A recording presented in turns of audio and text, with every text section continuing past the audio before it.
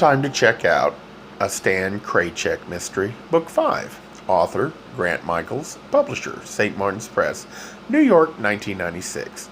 Narrator, Eric Aust. Chapter 25. The staff at the Jared Bellamy house was trying hard to suppress their panic about the impending hurricane. They insisted there was absolutely nothing to worry about. Just another bad storm. Happened all the time. But it all sounded forced, like a bad rendition of Strength Under Pressure. At any moment, I expected some anxious anonymous queen to elicit a Fay Ray scream from the front desk. Up in my room, I made a phone call. It was 6 o'clock, and I knew Nicole would still be at Snip's salon. When she came on the phone, she scolded me. "Why haven't you called me?" "I've been busy, doll." "Too busy for your real friends. I've been worried sick." "I can't keep track of time down here," I said. "It either drags or else it slips away too fast." "It's time to come home, Stanley. We've been watching the weather reports here. That storm looks dangerous." "It may be too late, Nikki. There's talk of evacuation, and I don't have a car anymore." "What happened to yours?" I explained the Alpha's tragic fate. "Then fly back," she said. "No seats," I said. "Rent a car." "Too late, doll." It was all lies. I probably could have left the island if I really wanted to, but some part of me wanted to experience a natural disaster firsthand. I'd seen murder, and I'd lost love. So what new thrill was left for me except a record-breaking hurricane? Bungee jumping was out. Acrophobia. "What about the trains?" said Nicole. "I'd still have to get to Miami." "So you're stranded there?" "Kind of," I said. "Just what you wanted, probably." "Kind of," I said again. Nicole heaved a sigh over the phone. "Stanley, I think we're due for a long talk when you get home." "Nikki, I'm still planning to work part-time at the shop." "That's fine, Stanley, but lately the only feeling I have with you is worry, and I'm exhausted. You said there's nothing worth living for, and that morbid state of mind is creating a big problem." "For whom, Nikki? You or me?" "Both of us." "I'm coming out of it," I said. "Your behavior shows otherwise. Now, if you're going to insist on pursuing this dangerous kind of life you seem to crave, I'm going to insist that you get special training in self-protection. You have no idea what you're doing." "Gosh, doll, thanks for pointing that out." "I'm not going to sit by quietly while you continue to endanger yourself. I won't tolerate it." "Are you breaking up with me?" "I'm serious, Stanley. Don't get smart." "You're too serious, Nikki. What is there for me to lose?" "Your life." "Big deal," I said flatly. "Then what about me?" she said. "Don't you care how I feel?" "You'll recover." "Damn you, Stanley." "Then what about the cat? If something happens to you, who will feed her?" "You will." "Really?" she said. "You know how I feel about domestic animals." "But you like Sugar Baby." "Only if you're alive," said Nicole. "Otherwise, she's just another cat." "Do I sense an ultimatum, doll?" "Yes," she said. "I've talked to Veto, and he agrees with me. When you return to Boston, you are going to learn self-defense. You probably should learn to use a gun, too."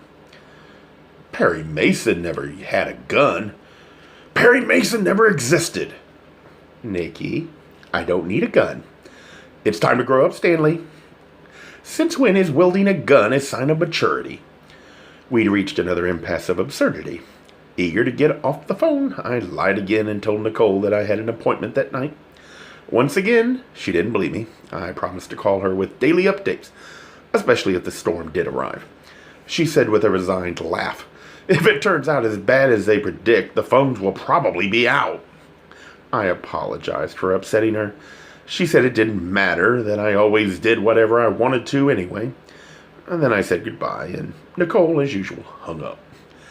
Through all our years together, I always wondered if our bickering was a peculiar strength or a subtle threat to our friendship. I showered and set out for some supper. I decided to walk to La Diosa del Mar. and have dinner in the downstairs dining room. The air had cooled already and was blowing in a strong gust. As I approached Duval Street, I saw that it had been made one way, going eastward, and with all parking prohibited, heavy traffic was at a standstill. I crossed between the 3 lanes of crawling cars and continued down to Whitehead Street. Likewise, Whitehead had been made one way, traveling eastward, and it, too, was clogged with traffic. People were obviously getting off the island and driving up the Keys before the storm arrived.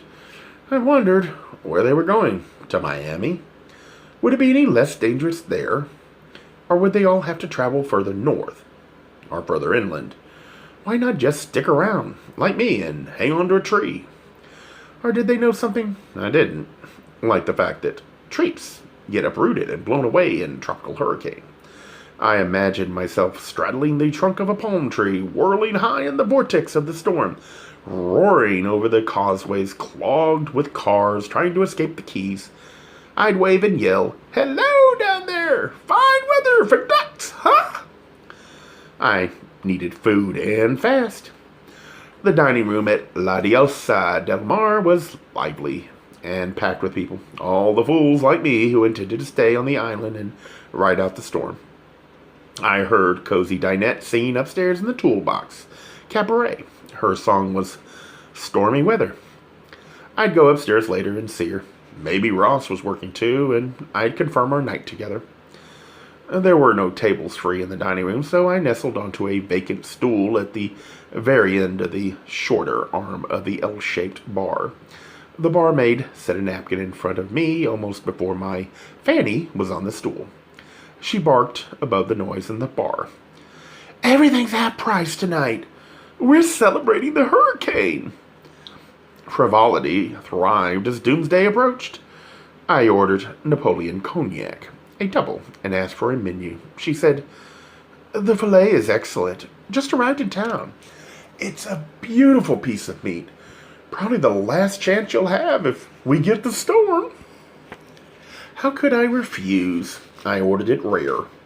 And then I put a $50 bill on the counter to let her know I appreciated her attention. The cognac arrived in a snifter, the size of a fishbowl. Not too obvious. I lifted it to my face. The barmaid had warmed the snifter to help vaporize the cognac more easily. She was a pro. One deep breath and I was floating again. The barmaid took the money off the bar and said, "I'll keep this on account for you." I asked her if Ross was working upstairs at the tool bar that night. She gave me a big smile and said he was working his other job at the Javelin. I scanned the room for a familiar face, but none shone from the crowd. Then, in a dim corner opposite me, I saw the powerful mass of attorney Nancy L. Drew sitting alone in a booth. From my vantage point, I realized for the first time that Nancy L. Drew, despite her power-laden girth, was relatively slender on top. Had she been the missing person in Jerry Takir's painting? A half-empty pint of beer set before her, but no food. She kept looking toward the doorway like a sad little girl, waiting for someone special to arrive. I imagined how she'd fought her way through law school, and then continued the battle to carve her particular niche in Key West. And there she was, sitting alone in a dark, noisy bar with a glass of beer, her only willing companion, at least for the moment. Poor Nancy L. Drew.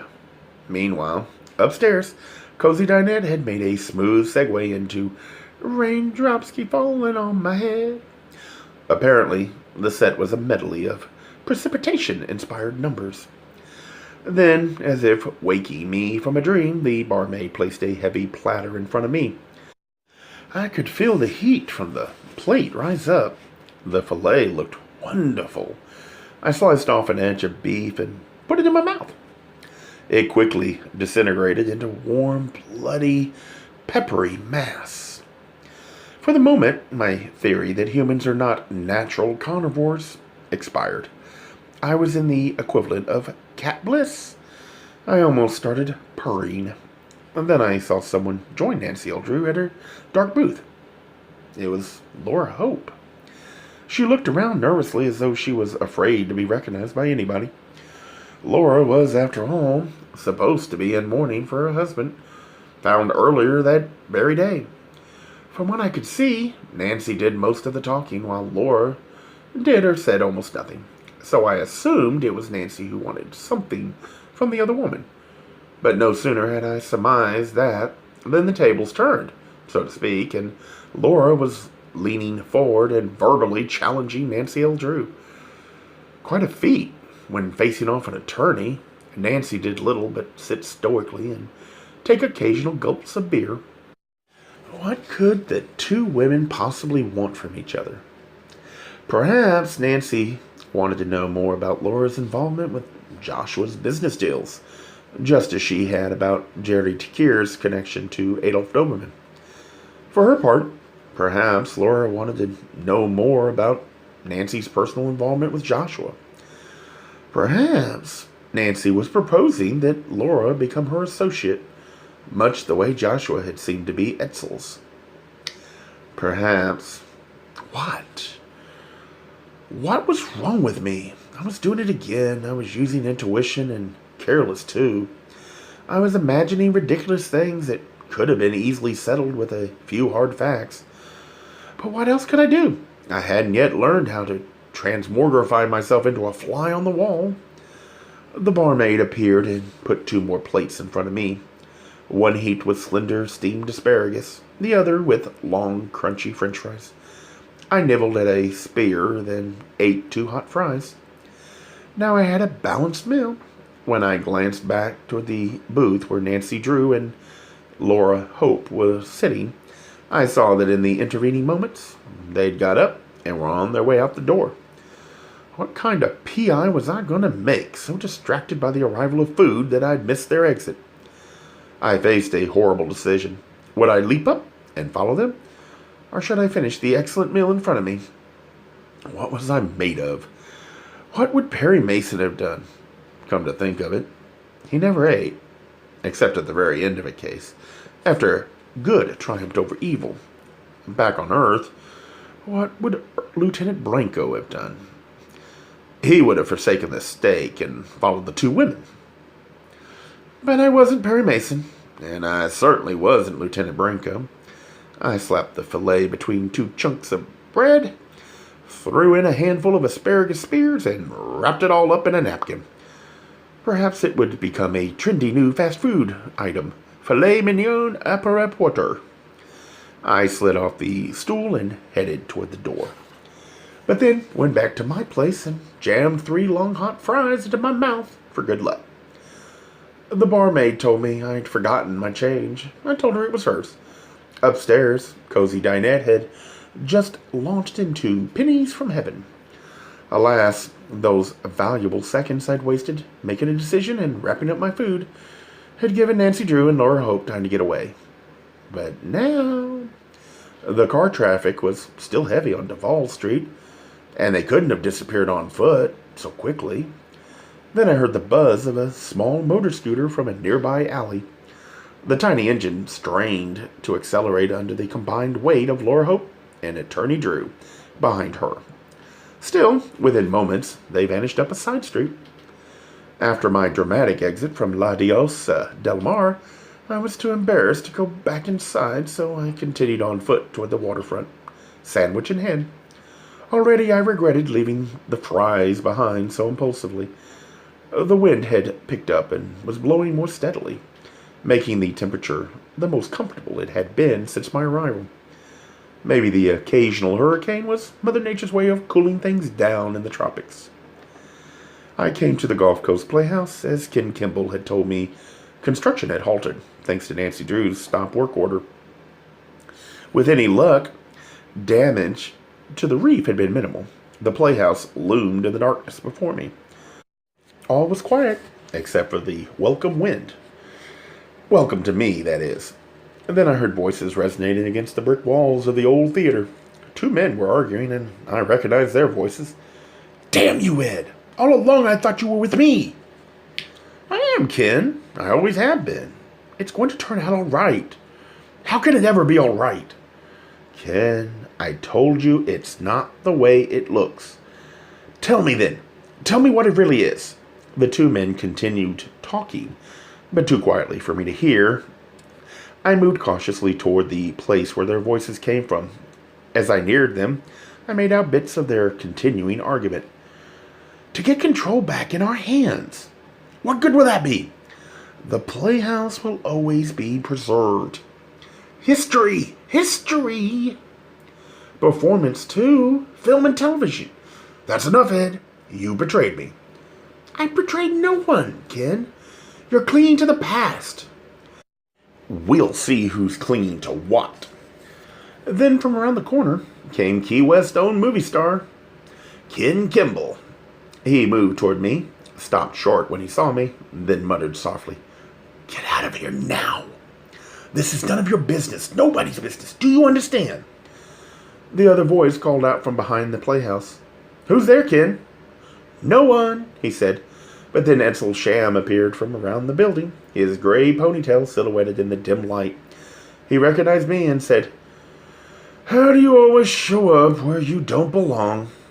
I answered, A cop I know in Boston says. Exactly how much did you hear? Interrupted Edsel. Enough to know you guys are having a serious disagreement. He's harmless, said Ken. I sensed Edsel studying me in the darkness. Maybe you're right, he said to Ken. What can he do about a little misunderstanding between us? I said, It sounded a lot more serious than that. Ken said to me, Why can't you just shut up? For your own sake? It's a character flaw. Edsel snorted and said, If this was a script, I'd send you to rewrite. But it's not, I replied. And I'm right here in your face. Ken said, Let's go, Ed. Leave him alone. He's harmless. I tell you, come on. Then he took the other man's arm and led him away. It was odd how 1 minute they'd been arguing violently, and the next thing they were placating each other over me, the harmless, if annoying faggot.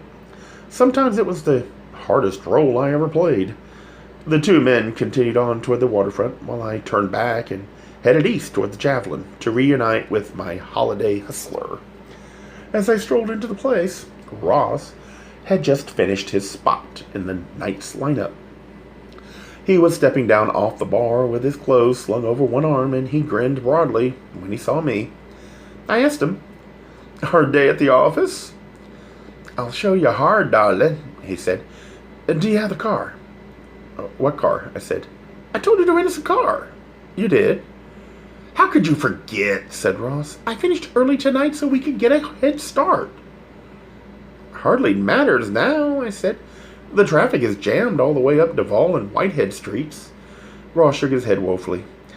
I can't believe you forgot to get a car, darling. He quickly scanned the Javelin's bar. I might be able to get us one. He nodded in the direction of an elderly gent. The old man responded with a ravenous leer of desire. When he caught Ross's eye, for me he showed only contempt. What are your Johns? I said. He collects cars, said Ross. That's all that counts now. I'll see if he has one with a full tank. What do you have to do for it? Do you care? Said Ross. Theoretically? I said. Yes. Good, said Ross. All I have to do, get a car out of that guy, is make him a promise. One you'll keep. Are you telling me my business? His eyes flared angrily. You set the rules up, darling. Remember? No strings, you said. I plucked at his G-string. Except this one. Ross said, I'll take it off right here if you want me to. I'll do it myself later. Is that a promise? His eyes were eager. Yeah, I said. That's a promise. That was me portraying a tough guy, which was sometimes an easier role to parody than the annoying, harmless faggot one I always got stuck with. Ross went and spoke to the old gent. Then he came back, and for the moment, we forgot about the car and the promises. Back at the Jared Bellamy house, the night took on a disquieting feeling of finality. As before a significant event, first came a big confession from Ross, as if he wanted me to know the utter truth about himself before we drowned in each other's arms in a raging typhoon. His secret was very simplistic. For many years, Ross had conducted a discreet business arrangement with none other than the late Peter Willits. It was supposedly the best-kept secret on the island. Still, I should have guessed it. For his discretion regarding the arrangement, Ross was to inherit the old Twin Palms guest house, the same place where Adolf Doberman had been killed. "Why are you telling me?" I said. "Because I might not get another chance like this, darling. You didn't have anything to do with Adolf's death, did you? I mean, just to get the place back for yourself." "How could you say a thing like that, darling?" But he never answered me. For the rest of the night, Ross and I played doctor. One, the physician, the other, the shrink. And then vice versa, as we explored each other's bodies and psyches in my luxurious chamber at the Jared Bellamy house. However playful we were, though, I knew our connection had breached the boundaries of biology and economics, and that I had surrendered my heart that night. Gay Mysteries audiobooks. I think it is easy to hate a label, but a face humanizes the word.